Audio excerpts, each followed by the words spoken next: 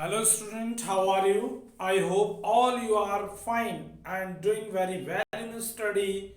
Welcome back to your YouTube channel English with Hariom sir. We are discussing synthesis. In synthesis, we are discussing complex sentence.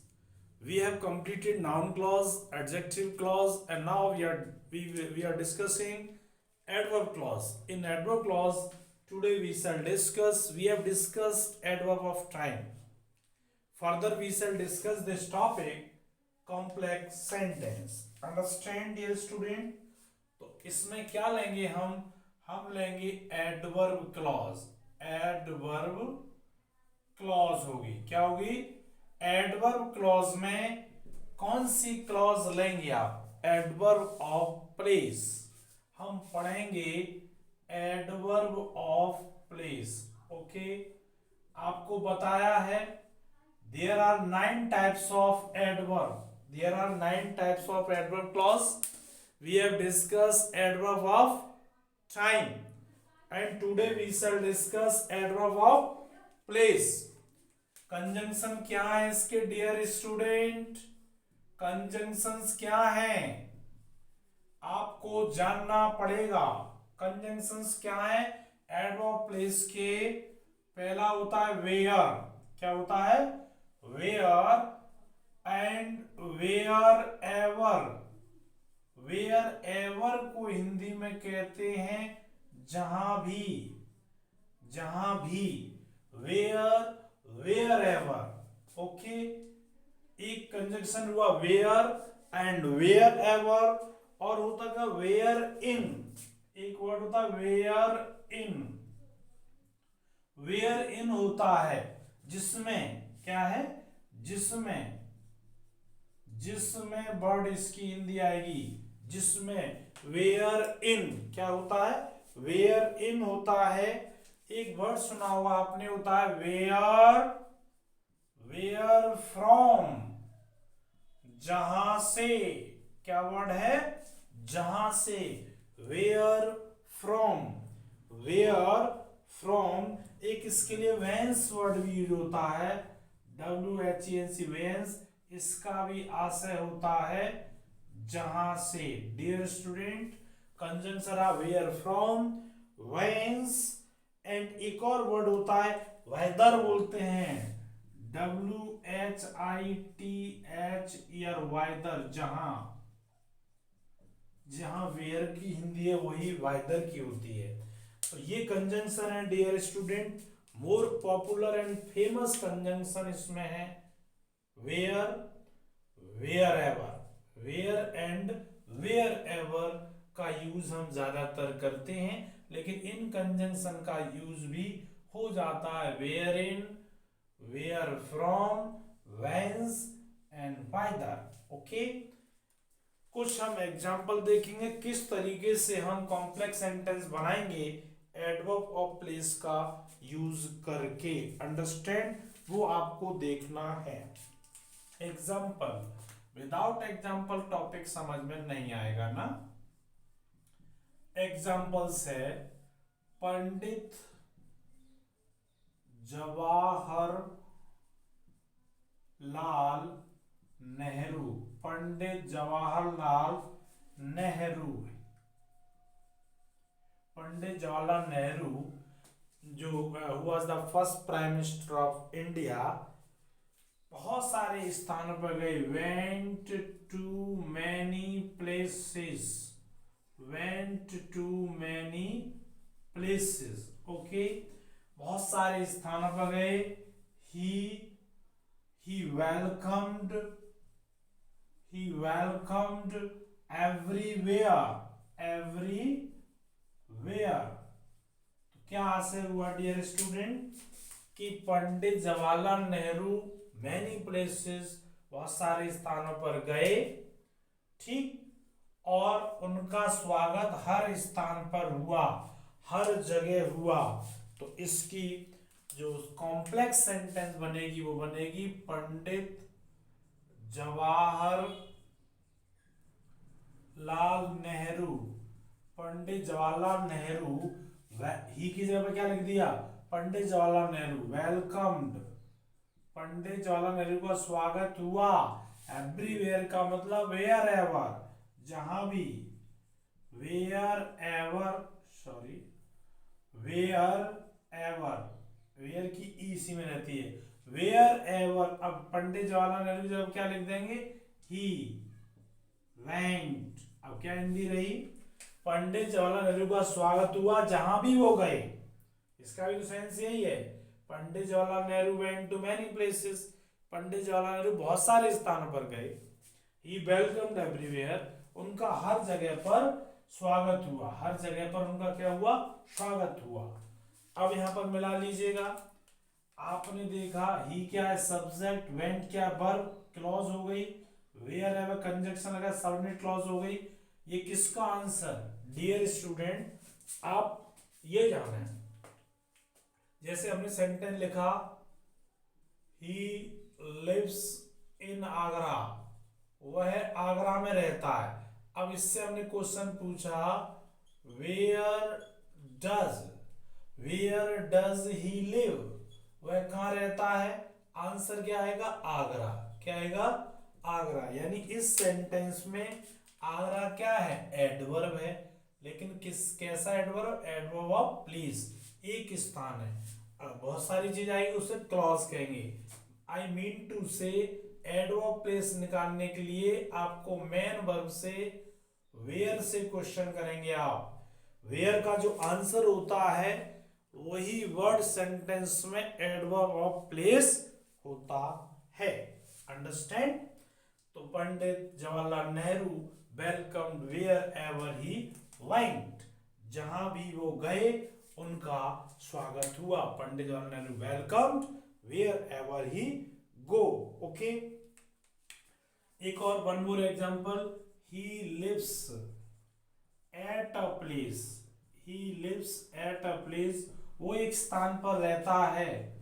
Nobody lives there, nobody lives there, वहां कोई नहीं रहता है, यानी वो ऐसे स्थान पर रहता है जहां कोई नहीं रहता है ना। नोबडी लिव्स, इसको बोलेंगे कैसे, नोबडी लिव्स, कोई नहीं रहता, वेयर, वेयर ही लिव्स, जहां वह रहता है। यानी ये सेंटेंस आपकी कॉम्प्लेक्स सेंटेंस, मिलाइएगा, ही सब्जेक्ट, लिव्स वर्ब, क्या हुआ, क्लॉज, वेयर लग के सबनेट क्लॉज। ये किसका आंसर दे रहा है इसमें, कोई कहा, ऐसी कौन सी जगह जहां कोई नहीं रहता, वह जगह जहां वह रहता है, वहां उसके अलावा कोई नहीं रहता है। Understand, nobody lives where he lives. Okay, third sentence आप एग्जाम्पल के बतौर पर देखें। ओके, आई शैल गो, आई शैल गो, मैं जाऊंगा, आई शैल गो, मैं जाऊंगा, कहां पर, he works there in a factory, in a factory. Okay, there क्या स्थान है, तो क्या लिखेंगे, क्या लिखेंगे, मैं जाऊंगा, I shall go where he works in a factory, in a factory, factory में काम करता है, फैक्ट्री में जहां काम करता है उस जगह पर मैं उससे मिलने जाऊंगा, या जो भी काम होगा। तो आप देख पा रहे हैं, ही क्या है सब्जेक्ट है, वर्क्स क्या है वर्ब है ना। ये कंजंक्शन, ये सबऑर्डिनेट क्लॉज हो गया, और ये किसका काम कर रहा है, एडवर्ब प्लेस, क्योंकि आप कहां जाएंगे, where, where will you go, तो I will go where he works in a factory. Understand. One more example, one more example dear student, और क्लियर करने के लिए और एग्जाम्पल देख लेते हैं। Understand, you can stay, you can stay, आप ठहर सकते हो, यू कैन स्टे एनीवेयर, आप कहीं भी ठहर सकते हो, you can stay anywhere. A very important sentence है डियर स्टूडेंट, बहुत important sentence, very very important, competition में भी आया है ये, और वैसे भी करने के लिए काफी अच्छा सेंटेंस है। अंडरस्टैंड? कैसे? You can stay, you can stay, दोनों सेंटेंस एक जैसे, कैसे जुड़ेगा? थोड़ा लॉजिक सेंस से। यू कैन स्टे, आप ठहर सकते हो। कहां ठहर सकते हो? वेयर एवर, वेयर एवर, जहां भी, यू लाइक, आप पसंद करो। ये आपको सेंस के अकॉर्डिंग लगाना होगा। भाई इसका क्या मतलब है, आप जरा बताओ बच्चों। आप ठहर सकते हो, आप कहीं भी ठहर सकते हो, तो इसको यूं ही तो कहेंगे। आप तो कहीं भी ठहर सकते हैं जहां आप चाहें, जहां आप चाहें। You can stay wherever you like. Understand? तो ये आपका रहा सब्जेक्ट, ये रही आपकी वर्ब, ये रहा आपका कंजंक्शन। क्योंकि इसमें कंजंक्शन के बाद की स्थिति का सेंटेंस क्लियर नहीं है, तो हमने सेंस के अकॉर्डिंग समझ लिया कि आप ठहर सकते हो जहां भी आप पसंद करो। Dear student, okay. ये आपका रहा क्या? Adverb clause. क्या है? Adverb clause. Okay. Adverb clause में आपने पढ़ा adverb of place. Adverb place के कंजंक्शन डियर स्टूडेंट क्या थे? Where, wherever, where in, where from, whence and whither. Okay, video pause करें और कॉपी करें। अंडरस्टैंड? फिर हम आगे बढ़ते हैं। आई होप आपने कर लिया होगा।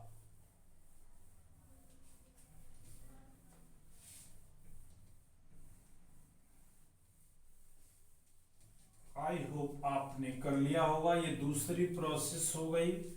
अब आपके पास तीसरी प्रोसेस चलेगी। हमारे पास 9 प्रोसेस हैं। तीसरी प्रोसेस हम देखेंगे एडवर्ब ऑफ रीजन पढ़ेंगे। आप क्या पढ़ेंगे? एडवर्ब ऑफ रीजन देखेंगे। रीजन का मतलब कारण होता है।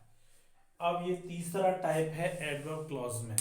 रीजन हम किस किस से दिखाते हैं, वो कंजंक्शन आप पहले देखें। ओके, कंजंक्शन हम देखेंगे। एडवर्ब ऑफ रीजन के क्या कंजंक्शन है जिससे सबऑर्डिनेट क्लॉज बनेगी। अंडरस्टैंड? बिना कंजंक्शन के सबऑर्डिनेट क्लॉज नहीं बनती हैं प्राय। अंडरस्टैंड? तो सबसे फेमस कंजंक्शन होते हैं बिकॉज, जो आपने देखा होगा बहुत ज्यादा। बिकॉज है, सिंस है और एज है। बिकॉज, सिंस और एज वेरी पॉपुलर। और नॉन पॉपुलर होते, नॉट पॉपुलर है वो now that and in that. ये एडवांस है, इनसे भी सेंटेंस बनता है। ये भी कंजंक्शन एडवर्ब के कंजंक्शन है। ये आपने सुना है बिकॉज, सिंस एंड एज। ये आपने देखा भी होगा लेकिन कम देखा होगा। नाउ दैट और in that is also conjunction of reason. Conjunction of reason होते हैं। अंडरस्टैंड? इनको हिंदी में हम क्योंकि कहते हैं। क्या कहते हैं? कोई अलग नहीं, हिंदी आपने सुनी, इसका होता है क्योंकि। क्या है? क्योंकि। ये आपके कंजंक्शन है। अब आप कुछ एग्जाम्पल के माध्यम से इनको समझना चाहेंगे। अंडरस्टैंड? एग्जाम्पल। फर्स्ट एग्जाम्पल आपके सामने है।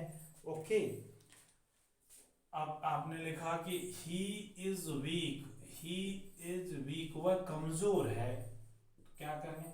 आई shall teach him. I shall teach him.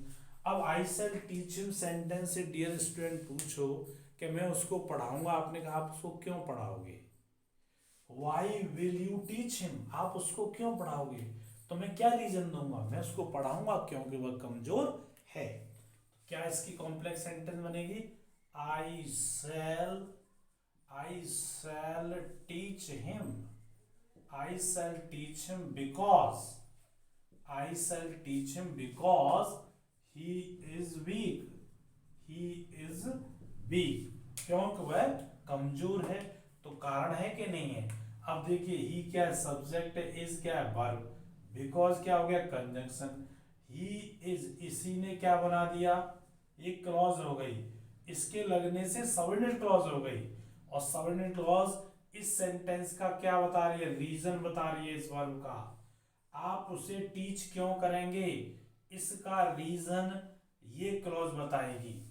I shall, समझें डियर स्टूडेंट, समझ के चलें इन चीजों को। I shall teach him because he is big. ये क्लॉज इस टीच का रीजन बता रही है, इसलिए इसको कहेंगे adverb of reason. Understand. Second sentence की ओर हम मूव करेंगे। सेकंड एग्जांपल और समझने का हम प्रयास करते हैं। जैसे the general was killed, GENER, general was killed यानी सेना का सेनापति मारा गया। द सोल्जर्स फ्लैड अवे, और सैनिक क्या हो गए, भाग गए। सैनिक क्यों भाग गए भाई, कोई पूछेगा सैनिक भाग गए, सैनिक क्यों भाग गए, तो रीजन देंगे क्योंकि उनका सेनापति मारा गया था। The soldiers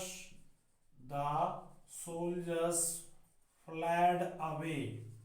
The soldiers fled away because the general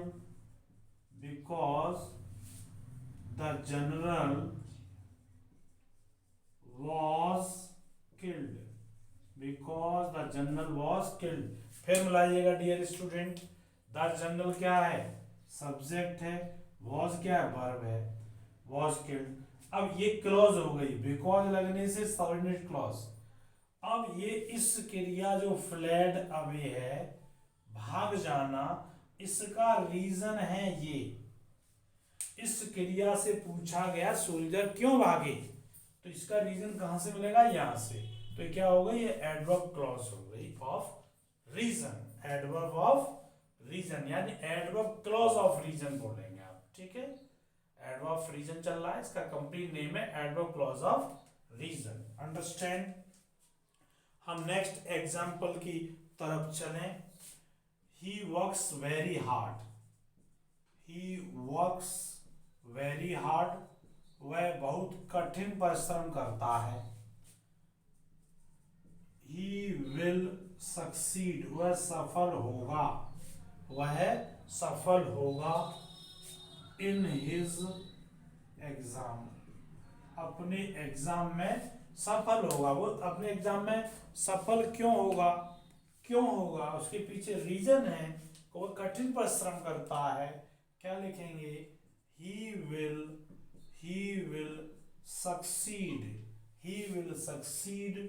in his exam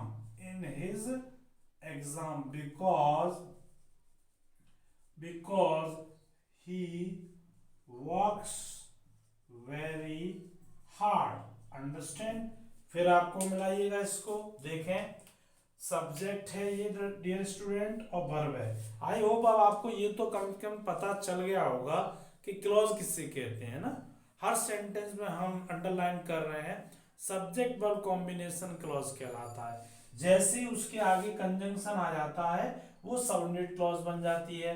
अब ये रीजन क्यों रीजन है, क्योंकि प्रिंसिपल क्लॉज की इस क्रिया का वह सफल होगा, इसका रीजन ये है, because he works very hard. Understand, because he works very hard, इसलिए वह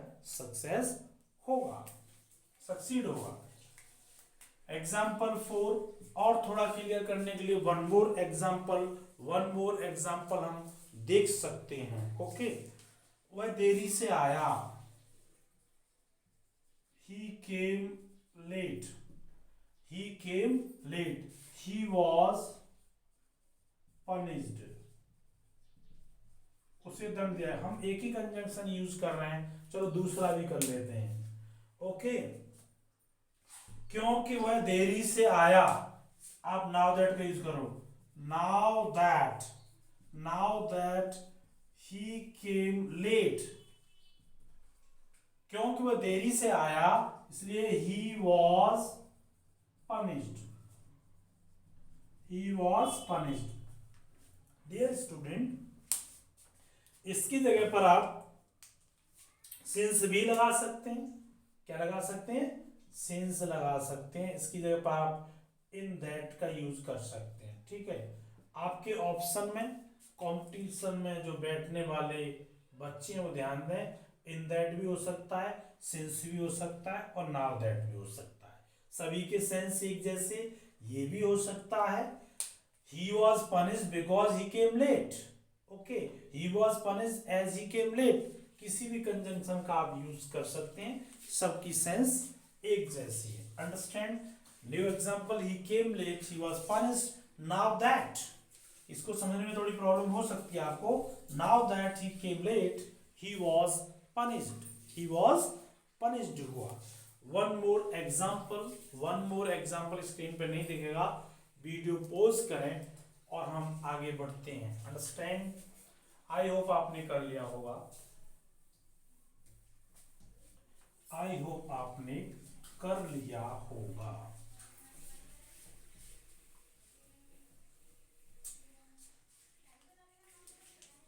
one more example.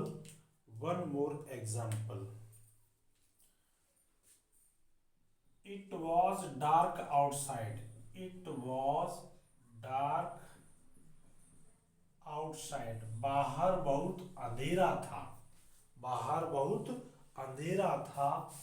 So I did not go out, मैं बाहर नहीं गया। तो ये पूछा गया बाहर क्यों नहीं गए, क्योंकि अंधेरा था। तो क्या है, क्या करेंगे, since it was dark outside, dark outside, I did not go out, इसलिए मैं बाहर, क्योंकि बाहर अंधेरा था, आई डिड नॉट गो आउट। इसको ऐसे भी कर सकते हैं आप, आई did not go out, I did not go out, मैं बाहर नहीं गया था, बिकॉज, क्योंकि, इट वॉज डार्क आउटसाइड, बाहर अंधेरा था, बाहर क्या था, अंधेरा था। आपने क्या देखा यहां पर, ये इट क्या है, सब्जेक्ट है, वॉज इज वर्ब, ये क्लॉज हो गई, since is conjunction, subordinate clause हो गई। जब सबऑर्डिनेट क्लॉज के कंजंक्शन को आप बाहर लिखेंगे तो आपको अंदर कॉमा का यूज करना होगा, इसके अंदर है तो आपको कॉमा करने की कोई जरूरत नहीं है। It is subject, it is verb. Okay, it was the adverb of reason. We have completed two adverb clause. Adverb clause हमने दो प्रकार की पूरी की, प्लेस की पूरी की और हमने किसकी पूरा किया है, रीजन का कंप्लीट किया। डियर स्टूडेंट, आपको एडवर्ब जो टॉपिक है उसे जब हम टॉपिक के अंदर पढ़ाएंगे completely, I will tell you what is adverb and what is the use of adverb. So many words in English language that play very important role and they come in the column of adverb. It is the topic of parts of speech. There are 8 parts of speech in English language and we shall discuss one by one whenever I start this topic. Okay, right now अभी आपको ये समझना है। आप यूँ मान के चलो तो हम इन कैप्सूल में बताना चाहें, इन कैप्सूल में हम बताना चाहें तो आप देखिएगा, जब भी आप कोई भी क्वेश्चन वाई से करेंगे, किससे करेंगे, वाई से। कोई भी क्वेश्चन आपने वेयर से किया, किससे किया, वेयर से। कोई भी क्वेश्चन आपने हाउ से किया, ओके, हाउ से भी कर सकते हैं। कोई क्वेश्चन आप वैन से कर सकते हैं, ओके। और कोई भी क्वेश्चन आप कहने का मतलब इनसे, जैसे आपने वाई, वेयर, हाउ, वैन, इनसे आप क्वेश्चन कर रहे हैं कि आपको कोई ना कोई आंसर मिलेंगे। क्या मिलेंगे, आंसर मिलेंगे। जो भी आंसर आपको मिलेंगे 100% विदाउट थिंकिंग आप टिक लगाएंगे एडवर्ब। क्या लगाएंगे, एडवर्ब लगाएंगे। आप क्या लगाएंगे, एडवर्ब। जैसे how much, how much, how much के क्वेश्चन से भी आंसर जो आएगा एडवर्ब, वह सुंदर है। She is beautiful, how much is she beautiful, वो कितनी सुंदर है, शी इज वेरी ब्यूटीफुल। तो वेरी जो आंसर आ रहा है एडवर्ब है। क्या है, एडवर्ब है, okay, and this type is how many. Okay, तो इनके जो आंसर्स आते हैं केवल आप जोड़ दें वाट को और हुम को। जब भी आप क्वेश्चन वाट से करेंगे या हुम से करेंगे तो आपको जो भी आंसर मिलेगा वो आंसर नाउन होगा। क्या होगा? नाउन होगा। इन सभी चीजों की जानकारी आपको जब इससे रिलेटेड टॉपिक पढ़ाए जाएंगे तब दी जाएगी। अभी आप सीख रहे हैं complex sentence synthesis. It is very very important topic for regular class student. Okay, और अगर आप समझना चाहें तो आप जान रहे हैं कि विदाउट सिंथेसिस या ट्रांसफॉर्मेशन के यदि आप जंप करते हैं नाउन प्रोनाउन और उधर की साइड में करेक्शन की ओर, तो आई थिंक कि आप हमेशा कमजोरी वीकनेस फील करेंगे आप इंग्लिश में। इन चीज़ों को जानना बहुत ज़रूरी है क्योंकि so many sentences join by using different type of conjunction. If you don't know proper knowledge about synthesis, तो how will you survive in English language? I think very difficult. Okay, so आप topic को, क्योंकि कभी कभी मानते हैं लोग कि हमें टॉपिक वहाँ से पढ़ना चाहिए क्योंकि हम क्लास सीनियर क्लास 12 से लेकर के या 10th या 12 से लेकर के ग्रेजुएशन तक जा रहे हैं, नीचे से लेके अप टू तक जा रहे हैं, तो हमें यहाँ से लेवल को लेना चाहिए। कॉम्पिटिटिव बुक्स में ये चैप्टर्स बहुत ही नटशेल में दिए जाते हैं और इनको इम्पोर्टेंस कम दी जाती है, लेकिन ये these are the backbone of English language. So dear student, work hard to command over these topics. इन टॉपिक्स पे कमांड करने के बाद जब आप उधर पहुंचेंगे करेक्शन की ओर तो आपको बहुत अच्छा फील होगा और वो टॉपिक आपको ईजिली समझ में आ जाएंगे। जो भी हमारे चैनल पर नए हैं वो चैनल को सब्सक्राइब करें, बेल आइकन को प्रेस करें so that you may gate notification soon as possible about further videos. Thanks for watching this video.